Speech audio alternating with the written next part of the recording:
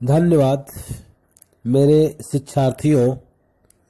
आज अपने YouTube channel Gurukul एक प्रयास के माध्यम से 10वीं वर्ग के लिए गोधूली भाग 2 के गद्य खंड में वर्णित प्रसिद्ध साहित्यकार नलिन बिलोचन शर्मा रचित कहानी विष के दांत का सरल सहज भाषा में व्याख्या कर रहा हूँ। आशा है आप निश्चित रूप से लाभान्वित होंगे।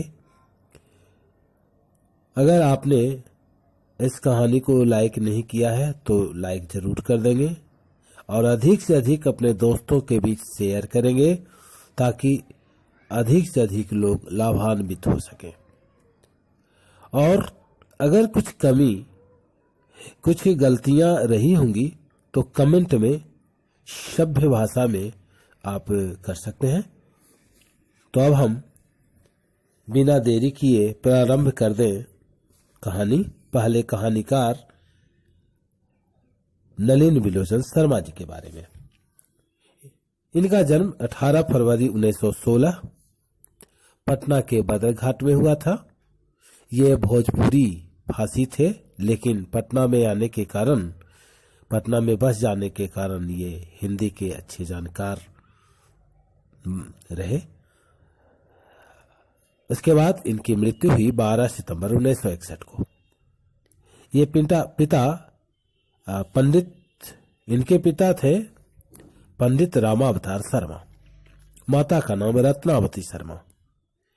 इनके व्यक्तित्व पर पिता के विद्वता का प्रभाव पड़ा, पांडित्य का प्रभाव पड़ा। और जैसा कि आप जानते हैं कि नलिन बिलोचन शर्मा एक प्रसिद्ध साहित्यकार, एक प्रसिद्ध आलोचक हुए। हिंदी साहित्य में प्रपद्यवाद के प्रवर्तक और नई शैली के आलोचक के रूप में इनका नाम लिया जाता है। अगर प्रयोगवाद की शुरुआत शर्मा जी की रचनाओं से ही हुआ ऐसा कहा जाए तो कोई गलती नहीं होगी। यह कहानी विष के दांत कहानी संग्रह से दी गई है। कहानी में मध्यम वर्गीय परिवार के अंतर विरोधों को उजागर किया गया है। अब कहानी। सेन साहब को अपनी काली कार पर बड़ा नाज था। बिल्कुल नई मॉडल स्टीमल इंड जो 7,500 रुपये में आई थी। सेन साहब की सीमा, रजनी, आलो, शेफाली और आरती 5 लड़कियां थीं और इकलौता पुत्र जो सबसे छोटा था खोखा, जिसका असली नाम कासू था। सेन साहब का शानदार बंगला था जिसका लंबा चौड़ा हाथा था। कारूसी हाथे के एक कोने में कैद रहती थी। घर में लड़के और लड़कियों के लिए अलग नियम थे। चूंकि खोखा इकलौता बेटा था, इसलिए इसे ज्यादा प्यार दुलार दिया जाता था और इसी ज्यादा प्यार दुलार के कारण वह बिगड़ चुका था। वह अपनी बड़ी बहनों के बाल को खींचता, नौकर से उलझ पड़ता, गाली गलौज भी देता। लेकिन सेन साहब अपने इकलौते बेटे को यह समझते कि ये इंजीनियर बनने वाला है, इसका दिमाग बड़ा तेज है, इसलिए कोई दिक्कत नहीं है। अपने दोस्तों रिश्तेदारों के बातचीत के क्रम में वो कासू की चर्चा जरूर करते और यह भी कहते कि मेरा बेटा इंजीनियर बनेगा। नटखट बिगड़ैल इस कासू से सेन साहब के कार को अगर खतरा था तो यही सबसे बड़ा कारण बनने वाला था। और एक दिन सेन साहब के कारखाने के किरानी गिरधर का बेटा मदन ने कार को केवल स्पर्श किया और इस बात पर वह कार के ड्राइवर शोभर से उलझ गया। सोफर ने शायद उसे मार दिया था, इसलिए सोफर पर मदन बार बार झपट रहा था। जब सेन साहब आए तो सोफर ने कहा कि साहब यह कार को छू रहा था। सेन साहब ने मदन की मां को अर्थात गिरधारी की पत्नी को चेतावनी दी और कहा कि देखो इसे संभालो। फिर बाद में ये गिरधारी को बुलाकर डांटा और कहा कि अपने बेटे को संभालो। और भी सेन साहब ने बहुत कुछ कहा कि देखो तुम्हारा जो लड़का है बहुत बिगड़ चुका है, रास्ता भटक चुका है, और ऐसे ही लड़के चोर गुंडे मवाली होते हैं। गिरधारी को ये बात चुभ गई। वह जब सेन साहब के बंगले से अपना घर लौटा तो मदन को खूब पीटा, लेकिन मदन को इस पर कोई असर नहीं हुआ, इससे कोई प्रभाव नहीं पड़ा, क्योंकि वह प्रतिदिन अपनी छोटी मोटी गलतियों के कारण गिरधारी से पीटा जाता था। दूसरे दिन बगल वाली गली में मदन दोस्तों के साथ लट्टू खेल रहा था। कासू भी खेलने को मचल गया, किंतु मदन ने लट्टू देने से इनकार कर दिया। कासू झपट पड़ा। चूंकि कासू की आदत बिगड़ी हुई थी, इसलिए आदत पर उसने हाथ चला दिया। मदन भी भला कब चुकने वाला था, वह पील पड़ा और मार मार कर कासू के दांत तोड़ दिए।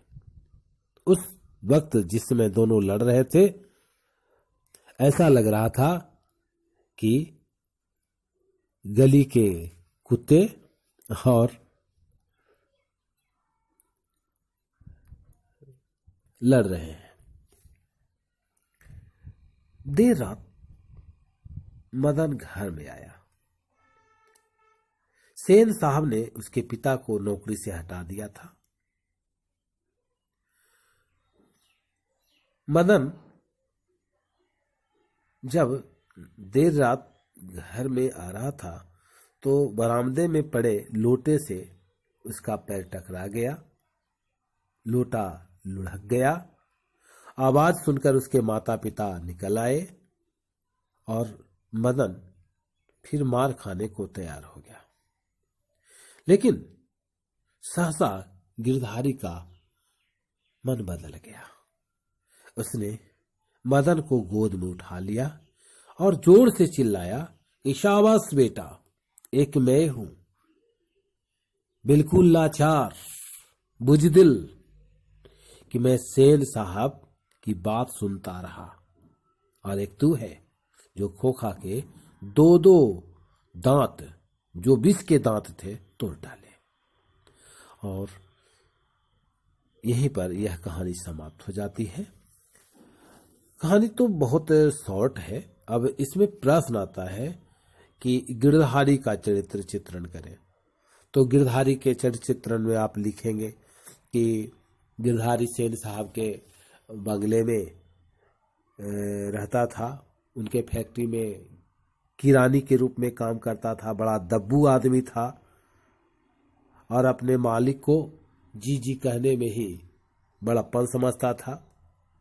वह उनका उनके अन्याय के विरुद्ध वह कुछ बोल नहीं सकता था, संकोची था,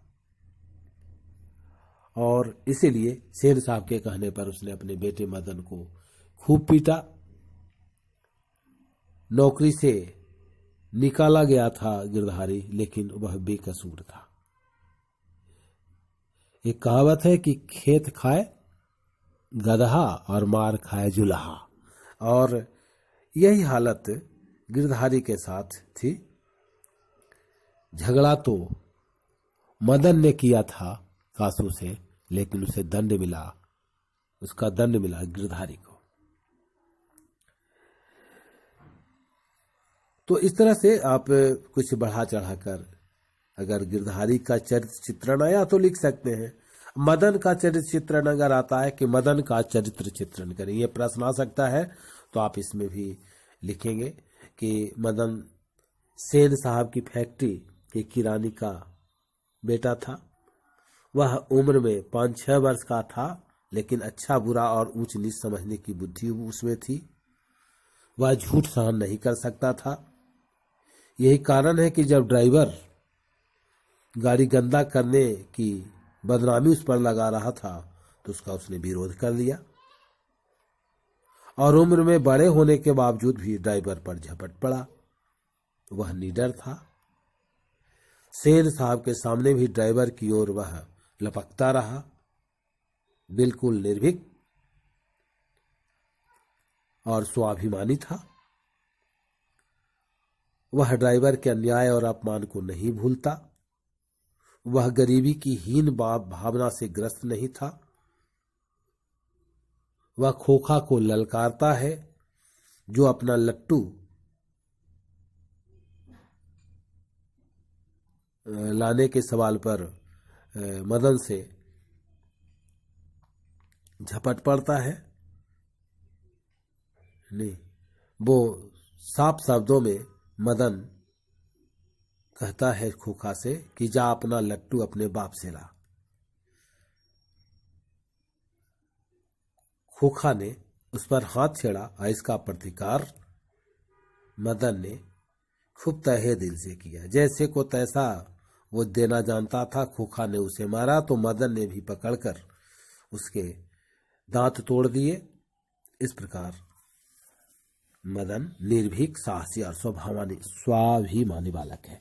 तो इस तरह से और भी छोटे छोटे क्वेश्चन का जो उत्तर है आप लिखेंगे, ठीक है। और इसमें कुछ व्याख्यात्मक पंक्ति है, उसे भी आप पढ़ लेंगे। जैसे हंस कौओं की जमात में शामिल होने के लिए ललक गया। यह प्रसंग कहाँ का है? जिस समय गली में मदन और खोखा लट्टू के सवाल पर झगड़ रहे थे। तो आशा है कि आप इसे ध्यान से सुनेंगे, और उम्मीद है कि जितना भी इसमें क्वेश्चन, चाहे शॉर्ट टाइप क्वेश्चन हो या लॉन्ग टाइप, आप लिख सकते हैं। तो मैं इसे इन्हीं बातों के साथ समाप्त करता हूँ। जय जगत, जय हिंद।